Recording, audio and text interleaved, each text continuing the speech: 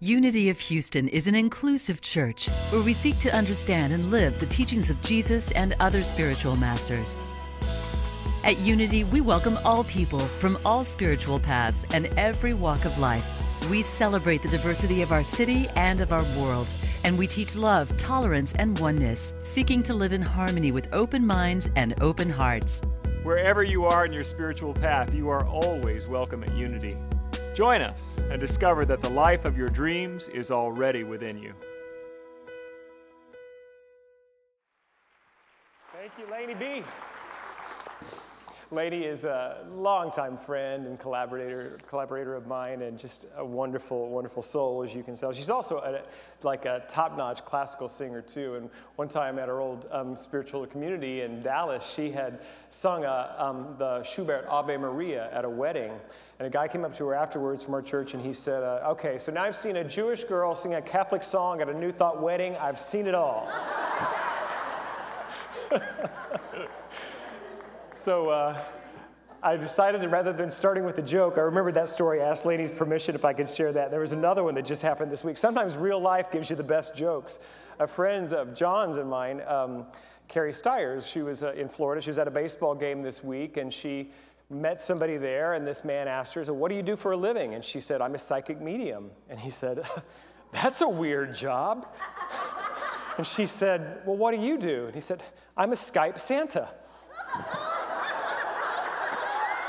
You can't make this stuff up. Did you know that was a job? A Skype Santa? So, anyway, there you go. So, love a little, live a little, give a little, get a little, respect. That's perfect for what we're talking about today. The title, you may get a laugh there too, Why Did the Christian Cross the Road? I'll tell you more about that in a little while. There's been a lot of conversation lately about why we honor the religious past, why we honor the writings of the generations before from the different faith traditions. Here in Unity, we honor all faith and traditions, all paths to God, except usually the one that we grew up in. Amen? Yeah? Okay. So we're actually here to heal that.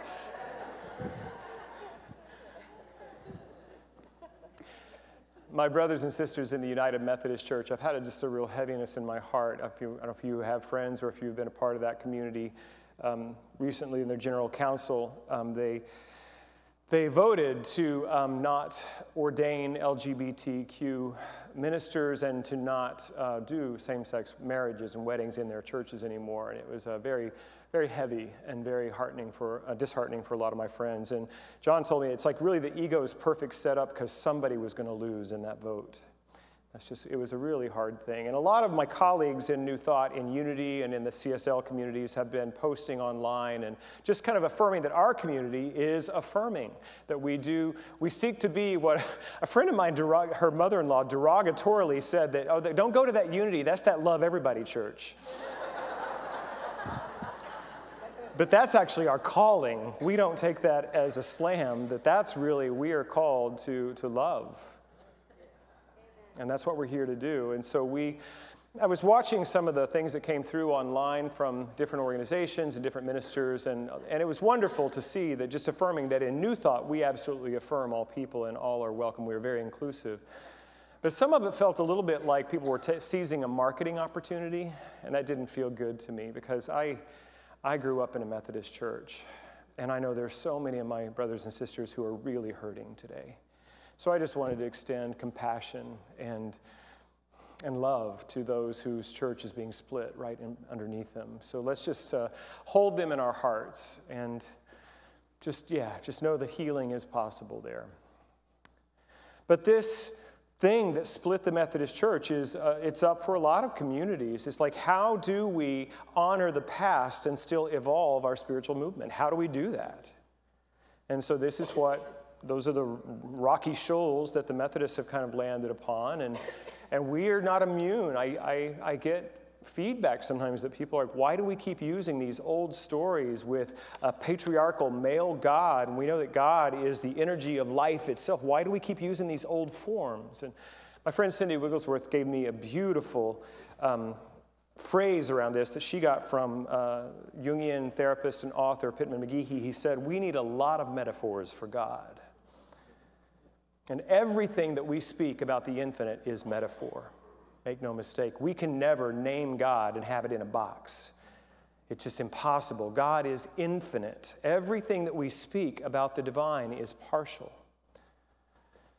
And so, how do we approach the traditions then? How do we approach the Christian tradition? We, in Unity, consider ourselves to be part of the Unity household. We just ignore some of those other rooms. Those people who are acting a little crazy. Some of them don't know that we're in the house with them, but we are. That we seek to follow the teachings of Jesus of Nazareth, not the religion that grew up around him. And so we don't pay a lot of attention to doctrines and rules and do's and don'ts. We seek to know how to live the kingdom within that Jesus spoke about. And so do we throw the baby out with the bathwater? Do we just start all over with new languages and new stories that don't have any of that baggage of the past? And I don't think that serves us. What I think we have to do instead, Jean Marie and I were talking about it between services, we want to. And some of these, I understand that some of us have been wounded by religions of our past, and what I would rather us do is that instead of tossing it aside, is that we bring it in front and we look at it with new eyes of inclusion and integration, and we see the stories differently. We go beneath the surface and we seek to find the universal truth. And why do we want to do this? Do you know the single biggest evolutionary advantage of Homo sapiens? It's what I'm doing right now. It's language. That with the acquisition of language, our species was able to gather data, information, useful things to know, and transmit it beyond their own lifetime into the next generation. Through the oral tradition for centuries. And then finally, written word as well. And so what we hope to do is find the truth. There's a thing in 12 Steps which I think to be very helpful around this. Take what you can use and leave the rest. That beneath the surface of some of these stories, which really, they were written for a specific time and a specific culture for a specific purpose, some of it just doesn't apply to us. Truly, it's not for us. But beneath all of that, there is this golden thread of wisdom. That the reason these stories keep getting told is because there's something so alive, universally true, and that's what we seek to bring forward. So we're not throwing out the baby or the bathwater. Well, maybe we're going to clean the water up a little bit. How's that? So today I have a story that I would like to share with you from Jesus of Nazareth as recorded in the Gospel according to Luke. And if you are kind of a rabble-rouser, a rebel, you kind of like to fly on the face of convention, you're in good company. Jesus of Nazareth was too. And this is a story, he said, that was subversive, in your face, antagonizing to the powers that be. Y'all into that? All right, here we go. Chapter 10, starting with verse 25. And on one occasion, an expert in the law stood up to test Jesus. Teacher, he asked, what must I do to inherit eternal life? What is written in the law? He replied, how do you read it?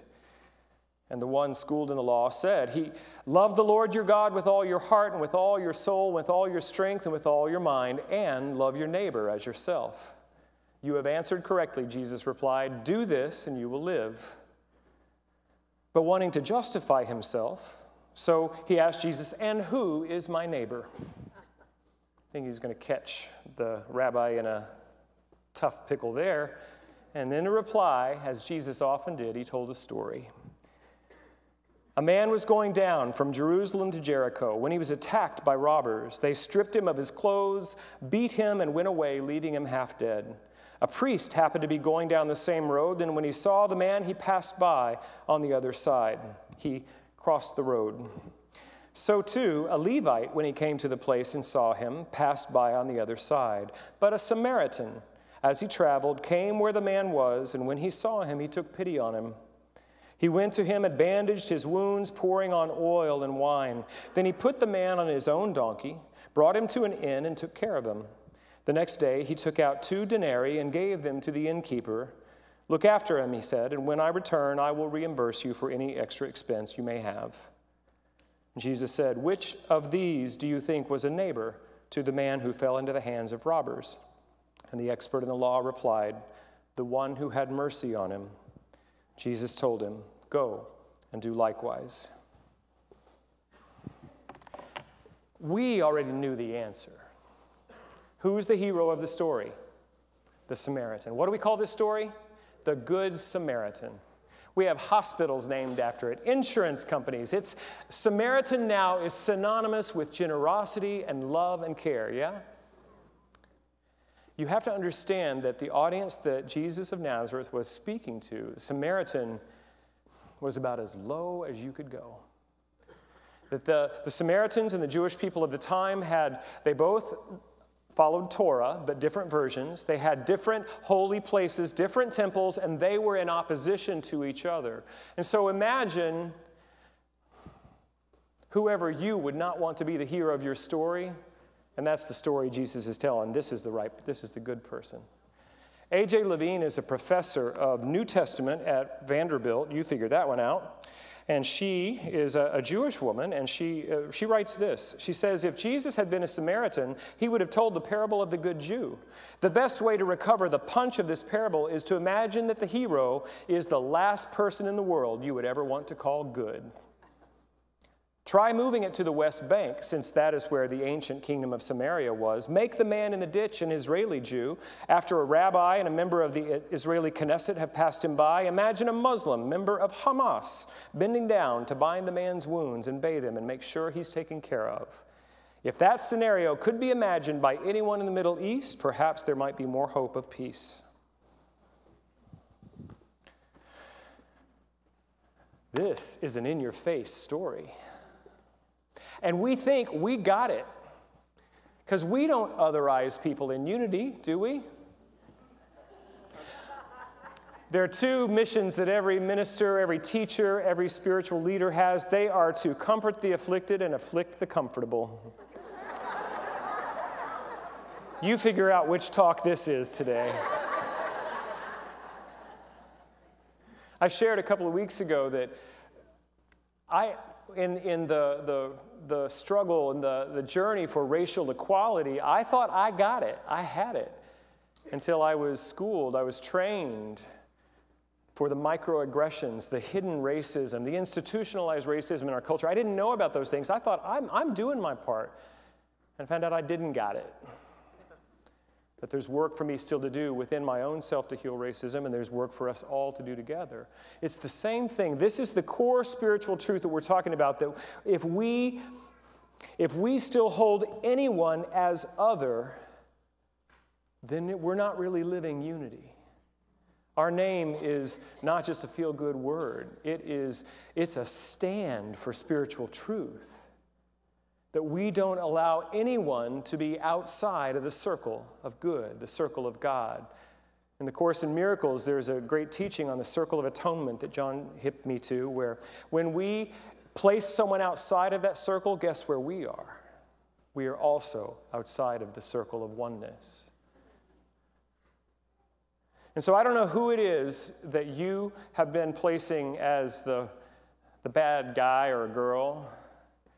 Maybe an extremist in the other party, maybe, doesn't matter, someone who is absolutely antithetical to what you stand for in the world. You can name it white supremacist, you can name whatever you want, leftist activist, and you can imagine Jesus telling that story as that person being the hero, as the good person, the neighbor, the one who understands oneness.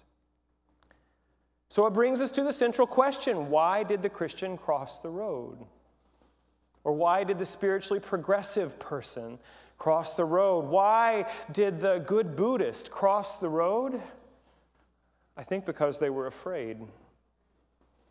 Martin Luther King, in his final message, the night before he was assassinated, his "I've been to the mountaintop" speech, he mentioned this parable of the Good Samaritan. And he and his wife had just recently been to the Holy Land, and they had been on this very road. He said this: "As soon as we got on that road, I said to my wife, I can see why Jesus used this as a setting for the parable. It's a winding, meandering road. In the days of Jesus, it came to be known as the Bloody Pass.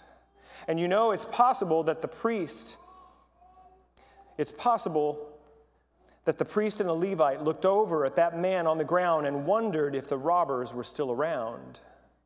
Or it's possible that they felt like this man on the ground may be merely faking, and he was acting like he had been robbed and hurt in order to seize them. And so the first question that the priest asked, the first question that the Levite asked was, if I stop to help this man, what will happen to me?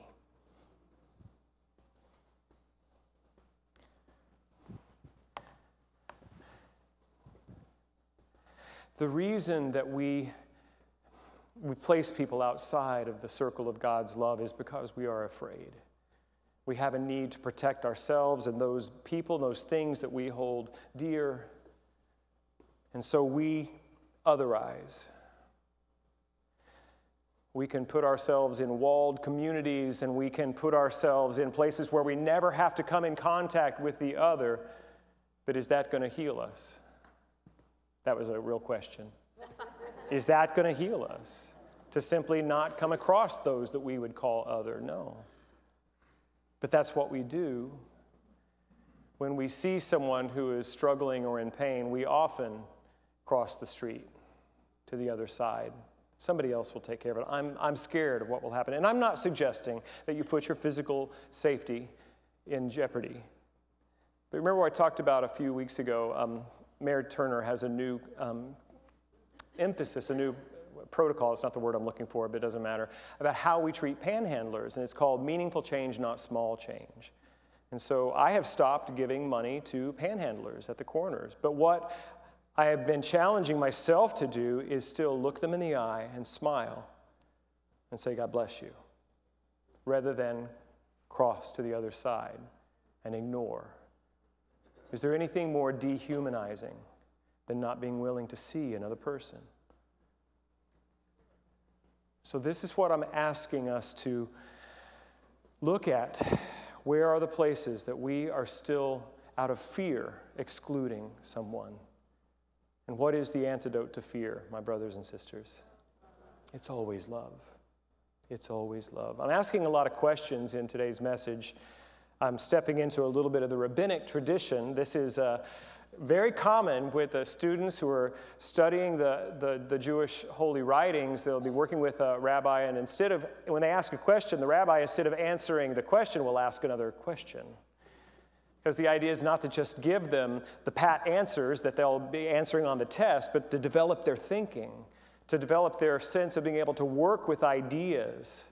And so one particular student was really frustrated at this process. He just wanted to know. And finally, in exasperation, he turned to his teacher and he said, Rabbi, why do you answer my question with a question? And the old rabbi looked at him, his eyes got soft, and he gazed upon his student, saw his pain, and he held up his finger and he said, why shouldn't I answer your question with a question? Oh, I messed up the punchline. That was so good. So, my question to you today, do we use our spiritual principles and practices to heal our own lives or to heal the world? Why shouldn't it be both? And it is both. Why? Because we are one. That we are all carrying a piece of the collective consciousness of humanity. And when we heal something that is false and broken in our own mind, in our own heart, in our own spiritual understanding of reality, all of us are lifted. My friend Kathy Hearn says that when we heal a false belief, we heal it for all people, for all time, past and future. We do our own work on our own being, our own consciousness, our own belief system, so that we can be more free and fulfilled. Amen? I mean, we sometimes get a rap in this, not only for being the Love Everybody church, but also being that success and prosperity church. I don't mind that one too much. But taken to the extreme, people can say, well, over in Unity, they don't care about the world. They just care about themselves, getting their stuff. And we have gotten that reputation, and I have seen our teaching taken to that extreme, that we don't have a good answer or response to human suffering. I was in a class once, and we were talking about this idea of karma and possible reincarnation, and one of my fellow students said, well, when I see like a poor starving child in India, that must be because his soul had great lessons to learn in this lifetime. He's here for his lesson. And my teacher turned to him and said, well, maybe he's here for your lesson. How do we respond when we see our brothers and sisters who have been set upon by our world and the way it works and doesn't work? How do we respond? So there are two things we have to do. We have to heal ourselves and we have to help the world. And guess what? You're in the right spot, because at Unity Church, we give you opportunities to do both. Classes, services, all these different ways we give you to learn to practice these principles, and you have to practice because they are not spiritual perfects. They are spiritual practices. Nobody ever lives fully in the truth of oneness 100% of the time that I know of. We practice the truth, and then we have opportunities to serve each other. And believe me, standing as an usher or greeter on a Sunday service is a beautiful way to shine the light of the world. But if you want to be a little bit more hands-on, if you'd like to clothe the poor and feed the hungry, we give you opportunities to do that as well. Our Unity in the Community is doing amazing work and giving you invitations to come face to face to those who we might say are other, and to offer love and minister to them. I said a few weeks ago in a message that at some point we have to be healed enough so then we can begin to serve others. And my dear friend Natasha corrected me in class that afternoon. Yes, you did. And you were right to do so. She said, I don't see it that way, Michael. She said, what I see is that when we serve others, that's part of our healing. Give you some love, my sweet, enlightened soul there. And I believe that is true. In my early recovery, I was told that if you've got one day sober, you can help the guy who just came in today. So there is always something that you can do. So are you uncomfortable yet? Are you inspired to step out and to give your gift in a different way and in a more available way? That's really all I'm asking you to do. Just be willing to be the light that somebody sees today. My friend Janice Stanfield wrote a beautiful song called All the Good, and I'll close with this quote from that song. I cannot do all the good that the world needs, but the world needs all the good I can do. I love you. God bless you. Thank you for watching this message today. I'd like to invite you to join us in person here on campus at Unity of Houston for Sunday morning or Wednesday evening services. If you can't be with us here on our campus, you can still join us live on Facebook or on our website, unityhouston.org, Sunday mornings at 11 a.m. Central.